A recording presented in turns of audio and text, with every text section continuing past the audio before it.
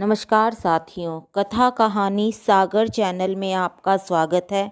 आज वर्षा के साथ सुनिए प्रेमचंद की अत्यंत मर्मस्पर्शी कहानी दो भाई। प्रातःकाल की सुहावनी सुनहरी धूप में कलावती दोनों बेटों को जांघों पर बैठाकर दूध और रोटी खिलाती। केदार बड़ा था, माधव छोटा। दोनों मुंह में कोर लिए कई पग उछल कूद कर फिर जांघों पर आ बैठते और अपनी तोतली बोली में इस प्रार्थना की रट लगाते थे जिसमें एक पुराने सहृदय कवि ने किसी जाड़े के सताए हुए बालक के हृदय उद्गार को प्रकट किया है। देव देव घाम करो, तुम्हारे बालक को लगता जाड़। माँ उन्हें चूमकर बुलाती और बड़े बड़े कोर खिलाती। उनके हृदय में प्रेम की उमंग थी और नेत्रों में गर्व की झलक। दोनों भाई बड़े हुए, साथ साथ गले में बाहें डाला खेला करते थे। केदार की बुद्धि चुस्त थी, माधव का शरीर।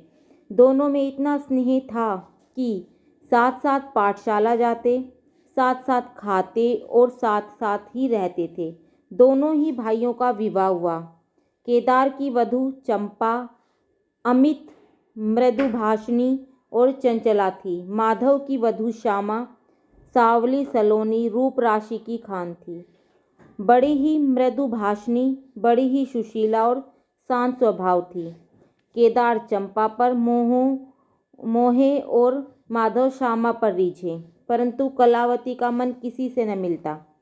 वह दोनों से प्रसन्न और दोनों से अप्रसन्न थी।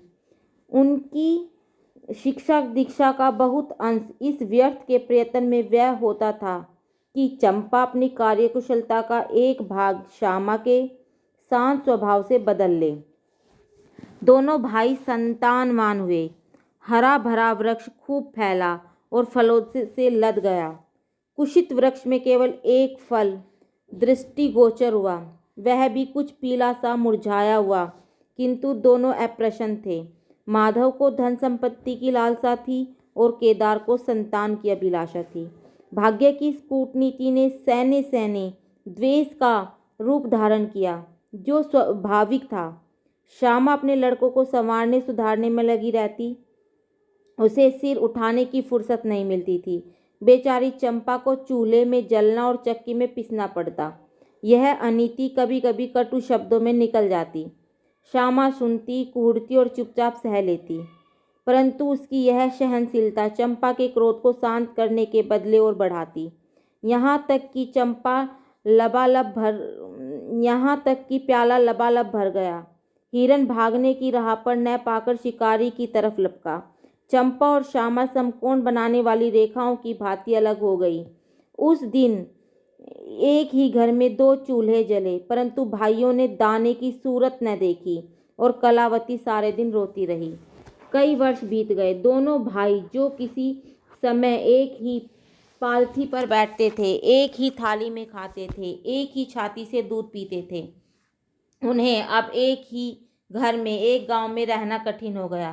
परंतु कुल साख में बट्टा न लगे, इसीलिए ईर्ष्या और द्वेष की धधकती हुई आग को राख के नीचे दबाने की व्यर्थ चेष्टा की जाती थी। उन दोनों लोगों में अब बृहत स्नेह न था, केवल भाई के नाम की लाज थी। माँ जीवित थी, पर दोनों बेटों का द्वेष देखकर आंसू बहाया करती। हृदय में प्रेम था, पर नेत्रों में अभिमान न था। कुसुम वही था, परंतु वह छटा न थी। दोनों भाई जब लड़के थे तब एक को रोते देख दूसरा भी रोने लगता था। तब वह नादान, बेसमझ और भोले थे। आज एक को रोता हुआ देख दूसरा हंसता है और तालियां बजाता है। अब वह समझदार और बुद्धिमान हो गए थे। अब उन्हें अपने पराये की पहचान न थी। उस समय यदि कोई छेड़ने के लिए एक को अपने साथ ले जाने की धमकी देता तो दूसरा जमीन पर लौट जाता और उस आदमी का कुर्ता पकड़ लेता। अब यदि एक भाई को मृत्यु भी धमकाती है तो दूसरों के नेत्रों में आंसू न आते। अब उन्हें अपने पराये की पहचान हो गई थी। बेचारे माधव की दशा शोचनीय थी। खर्च अधिक था और आमदनी कम, उस पर कुल मर्यादा का निर्वाह। हृदय चाहे रोए पर होठ हंसते हैं। हृदय चाहे मलिन हो पर कपड़े मैले न हो। 4 पुत्र थे, 4 पुत्रियां और आवश्यक वस्तुएं मोती के मोल। कुछ पाइयों की जमींदारी कहाँ तक संभालती। लड़कों का विवाह अपने बस की बात न थी, पर लड़कियों का विवाह कैसे टाल सकता। 2 पाई जमीन पहली कन्या के विवाह में भेंट हो गई। उस पर भी बाराती बिना भात खाए आंगन से उठ गए। शेष दूसरी कन्या के विवाह में निकल गई।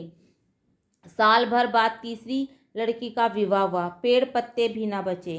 हाँ, अब की डाल भरपूर थी, परंतु दरिद्रता और धरोहर में वही संबंध है जो मांस और कुत्ते में है।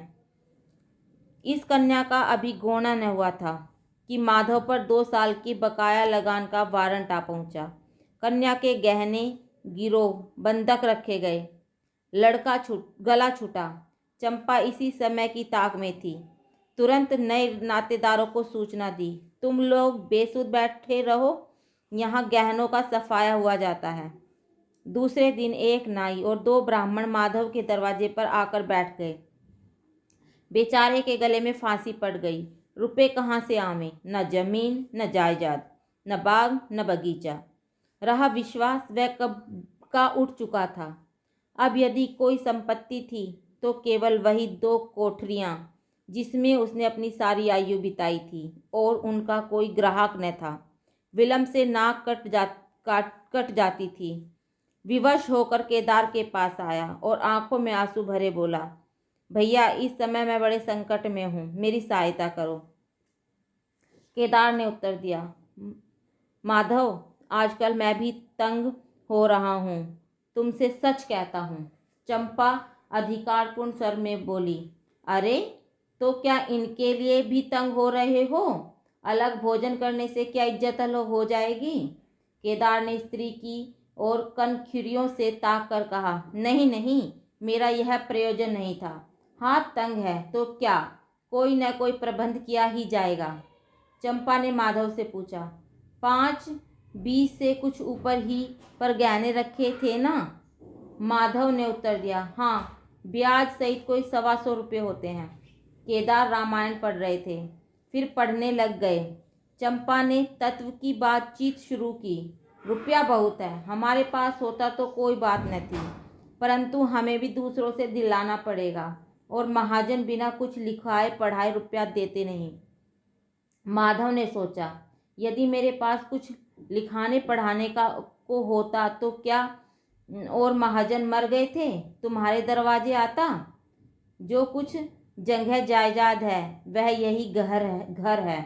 केदार और चंपा ने एक दूसरे को मर्मभेदी नैनों से देखा और मन ही मन कहा, क्या आज सचमुच जीवन की प्यारी अभिलाषाएं पूरी होंगी? परंतु हृदय की उमंग मुंह तक आते आते गंभीर रूप धारण कर गई। चंपा बड़ी गंभीरता से बोली, घर पर तो कोई महाजन कदाचित ही रुपए दे, शहर हो तो कुछ किराया ही आवे, पर गांव में तो कोई सैंत में रहने वाला भी नहीं, फिर साझे की चीज ठहरी। केदार डरे कि कहीं चंपा की कठोरता से खेल बिगड़ न जाए। बोले, एक महाजन में मेरी जान पहचान है, वह कदाचित कहने सुनने में आ जाए। चंपा ने गर्दन हिलाकर इस युक्ति की सराहना की और बोली, पर 2-4-20 से अधिक मिलना कठिन है। केदार ने जान पर खेलकर कहा, अरे बहुत दबाने पर 4-20 हो जाएंगे, और क्या। अब की चंपा ने तीव्र दृष्टि से केदार की ओर देखा और अनमनी सी होकर बोली, महाजन ऐसे अंधे नहीं होते। माधव अपने भाई भावज के इस गुप्त रहस्य को कुछ कुछ समझता था। वह चकित था कि इन्हें इतनी बुद्धि कहाँ से मिल गई। बोला, और रुपए कहाँ से आवेंगे? चंपा चिढ़कर बोली, और रुपयों के लिए और फिक्र करो, 125 रुपये इन 2 कोठरियों के इस जन्म में कोई न देगा। 4-20 चाहो तो एक महाजन से दिला दूं, लिखा पढ़ी कर लो। माधव इन रहस्यमय बातों से संशक हो गया और उसे भय हुआ कि ये लोग मेरे साथ कोई गहरी चाल चल रहे हैं। दृढ़ता के साथ अकड़कर बोला, और कौन सी फिक्र करूं? गहने होते तो कहता, लाओ रख दूं, यहाँ तो कच्चा सूत नहीं है। जब बदनाम हुए तो क्या 10 के लिए और क्या 50 के लिए दोनों एक ही बात है। यदि घर बेचकर मेरा नाम रह जाए तो यहाँ तक तो स्वीकार है, परंतु घर भी बेचूं और उस पर भी प्रतिष्ठा धूल में मिले, ऐसा मैं न करूँगा। केवल नाम का ध्यान है, नहीं एक बार नहीं कर जाऊं तो मेरा कोई क्या करेगा। और सच पूछो तो मुझे अपने नाम की कोई चिंता नहीं है।